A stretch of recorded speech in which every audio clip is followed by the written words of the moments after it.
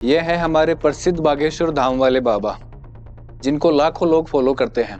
इनके प्रवचन अगर आप सुनोगे तो आपको लगेगा वास्तव में ये बाबा बहुत अच्छा काम कर रहे हैं, हिंदुत्व को बढ़ावा दे रहे हैं और अपने प्रवचनों और शक्तियों से लोगों की समस्याओं का समाधान कर रहे हैं। नारियल लेके आना, वो अर्जी घर लेकर जाना, महाकुंभ आना भी महासफल हो जाएगा, जो कि एक अच्छा काम है।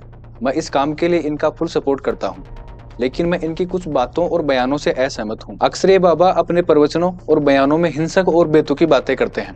इनकी हिंसक और बेतुका वाली बातों को सुनकर यही लगता है या तो ये बाबा बोलते हुए इधर उधर हो जाते हैं या फिर इनकी जुबान फिसल जाती है या फिर ये जानबूझकर ऐसी बेतुका बातें करके मीडिया की सुर्खियों को बटोरने का काम करते हैं। ऐसा मैं इसलिए आपको बता रहा हूँ क्योंकि ये बाबा हाल ही में महाकुंभ में गए थे। वहाँ इन्होंने बहुत सी अच्छी बातें बोली, लेकिन कुछ बेतुकी बातों के साथ इन्होंने अपने बयान में दो बड़ी बेतुकी बातें बोली हैं।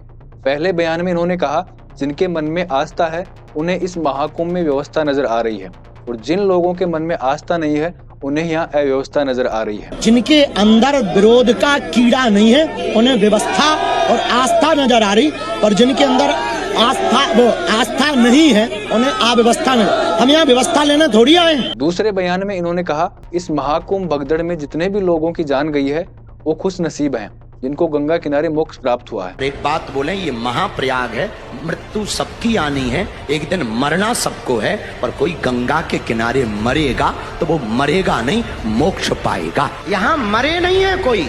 हाँ, ये है कि असमय चले गए तो दुख है, पर जाना तो सबको है। वो असमय चले गए तो इस बात का दुख है, लेकिन उनकी मृत्यु नहीं हुई है। सच कहें, उनको मोक्ष मिला है। अगर हम इनके पहले व्यवस्था वाले बयान की बात करें तो ये बयान बिल्कुल बेतुका है। ऐसा इसलिए क्योंकि लोग व्यवस्था की तो मांग कर रहे हैं, इससे उनकी आस्था का क्या लेना देना। लोग वहाँ महाकुंभ में स्नान करने के लिए गए हैं और लोगों ने व्यवस्था में कोई शीश महल नहीं मांगा। इन्होंने बस वहाँ रुकने, खाने पीने और शौचालय से संबंधित आम सुविधा मांगी है, जो कि बिल्कुल जायज भी है। यह ऐसी नॉर्मल सुविधा है जो होना कंपलसरी है, क्योंकि अगर कोई आदमी या महिला महाकुंभ में गए हैं तो वह कम से कम 1 या 2 दिन तो वहाँ रुकेंगे, और अगर ये नॉर्मल सी सुविधा उनको नहीं मिलेगी तो स्वाभाविक है सवाल तो खड़े होंगे कि आखिर व्यवस्था में 7,500 करोड़ रुपए खर्च जो किए गए हैं वो कहाँ गए। लोग वहाँ खुले में शौच कर रहे हैं, इधर उधर सिर्फ गंदगी दिखाई पड़ती है। चलो मान लिया ये शौचालय वाली बात आम है, लेकिन महाकुंभ में ऐसी वीडियो सामने आ रही है जहाँ लोग मल मूत्र में बैठने को मजबूर है। कि भाई ये यहाँ पर कितनी गंदगी है और पब्लिक को महाकुंभ के कारण कहाँ पर कितनी गंदगी में बैठना पड़ रहा है। ये देखिए महाकुंभ का ये क्रेज है भाई। पब्लिक को इतनी गंदगी में यहाँ पर बैठना पड़ रहा है और कोई व्यवस्था नहीं, सब एकदम हताश हो गए हैं। अब आप बताओ 7,500 करोड़ रुपए जो व्यवस्था में लगे थे वह कहाँ गए। ये महाकुंभ में वही आम लोग हैं जो वर्षों से टैक्स देते आ रहे हैं, लेकिन अगर 12 साल में एक कुंभ आता है वहाँ इनको ऐसी व्यवस्था मिलती है। अगर ये लोग चुपचाप ऐसी व्यवस्था लेकर घर आ जाएं, कोई सवाल खड़ा ना करें, तो बाबा जी के हिसाब से ये हो गए आस्थावादी। लेकिन वहीं अगर कोई ऐसी व्यवस्था पर सवाल खड़ा कर दे तो उनके मन में बाबा जी के हिसाब से आस्था नहीं है। लोग दूर दूर से कई किलोमीटर पैदल चलकर महाकुंभ में पहुंच रहे हैं। उनको फिर महाकुंभ जैसे जगहों पे मिलता क्या है? भगदड़, मौत और अव्यवस्था। लोग ठंड में वहीं जमीन पर सो रहे हैं, लोग खुले में शौच कर रहे हैं। आखिर ये सारी बातें सवाल खड़ा करती हैं कि 7,500 करोड़ रुपए गए कहाँ।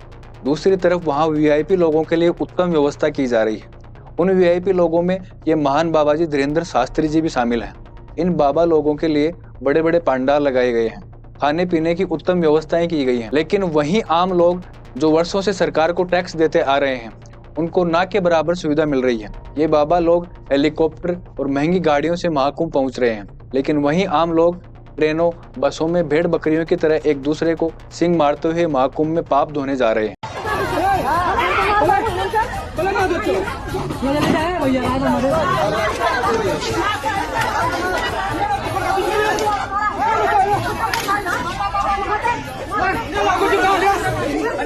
मेरा ये मतलब नहीं है कि आम लोगों को भी हेलीकॉप्टर और महंगी गाड़ियों की व्यवस्था दी जाए। उन्हें केवल ट्रेन और बसों में कम से कम आराम से बैठने के लिए सुविधा तो मिल ही सकती है।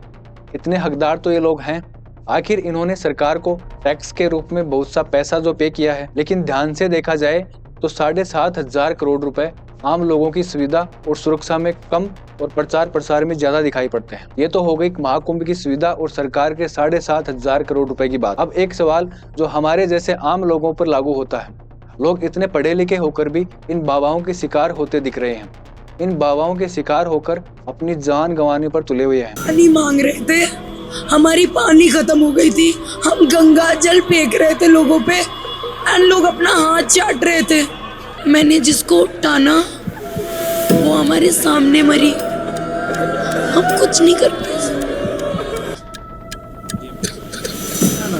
रोइए मत प्लीज, रोइए मत। हमारा बच्चा का पापा हम मर जाएंगे क्या?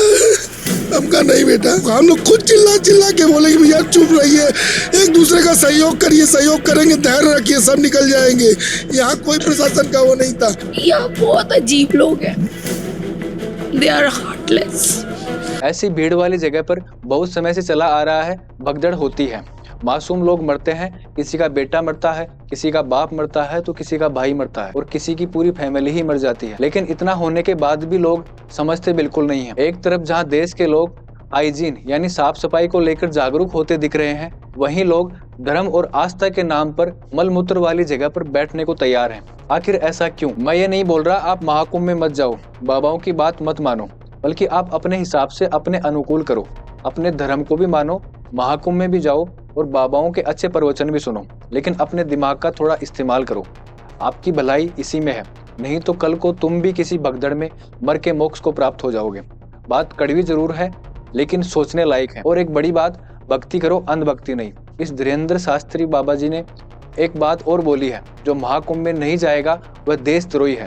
इसलिए हर व्यक्ति को आना चाहिए, जो नहीं आएगा वो पछताएगा, वो देशद्रोही कहलाएगा। इस बात का कोई मतलब नहीं है, ये बिल्कुल बेतुकी बात है। बाबा के बयान के हिसाब से तो फिर देश के जवान जो बॉर्डर पर तैनात हैं वो भी देशद्रोही हो गए। जो डॉक्टर दिन रात अस्पताल में अपनी सेवाएं दे रहे हैं, जिनके पास समय बिल्कुल भी नहीं है, वो भी देशद्रोही हो गए। इसके अलावा टीचर्स, स्टूडेंट जो अपनी स्टडी में व्यस्त हैं, वो भी इनके हिसाब से तो देशद्रोही हो गए। इस बाबा जी को ये पता भी है महाकुंभ में ऑलरेडी बहुत ज्यादा लोग पहुंच चुके हैं। महाकुंभ की व्यवस्था प्रशासन के हाथों से निकलती जा रही है, लेकिन फिर भी लोगों को जबरदस्ती बुलाने वाले बयान बाबा जी लगातार दे रहे हैं। जो महाकुंभ नहीं जाएगा वह देशद्रोही है। इस बात से मैं बिल्कुल भी सहमत नहीं हूँ। बाकी आप लोग कमेंट में जरूर बताएं आप ऐसे बयानों को किस नजर से देखते हैं, और 2 शब्द महाकुंभ के व्यवस्था पर भी जरूर बोलें। मिलते हैं नेक्स्ट वीडियो में, तब तक के लिए जय हिंद, जय भारत।